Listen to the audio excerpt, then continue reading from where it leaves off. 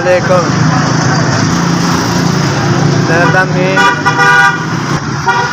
बच्चियां ने छावां ने स्कूलों के बच्चे कल तो शुरू किया वो कहते करी मेहनत मजदूरी करी दी बस महंगाई है मजदूरी नहीं होंगी लावा शुरू किया घर की दाल रोटी चलती जाएगी तो क्या झूठ दस लैन का कुछ खंड लैन की किराए का मकान है अपना दोवें जियां थे बाल बच्चे रोटी कमाना तो बेटियां देनी गुजारा नहीं होता बाल बच्चे अपने उन्होंने तीन बेटियां ने दो बेटे ने वो अपना खर्च करने के मैनू देन ये भी देंगे किसी नहीं भी देंगे तब मैं सौदा लाना शुरू किया घर के हालात सही नहीं गए बस किसी को पैसे फड़े ने 5,000 फड़िया थी 2,000 3,000 दोनों पाया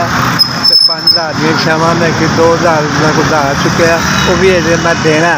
उन्हें वादा किया दे रहा फिर कमा के देना और मैं कोई कम थोड़ा करना वा मैं तो बस कम नहीं होंदा मजदूरी मेरे को नहीं होंदी मतलब नहीं चुकता पौड़ियाँ नहीं चुकनियाँ चढ़िया जांदियां उतरना दर्द चढ़ना दर्द 5 मंजिला मकान है तो ना गोडे मेरे दोवें दर्द करते हैं महंगाई इन्नी हो गई है फिर मजदूर आदमी हो गया गरीब की कोई जिंदगी है ही नहीं रोटी खाते परेशान है की करना किधर जाइए कि को जाइए अल्लाह साथी करे आप सुनता ही नहीं सुने कैसे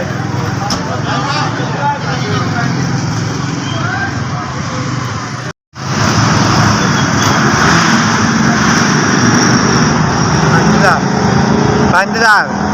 लोग दिते ने उन्होंने दिया तो होर सौदा पावा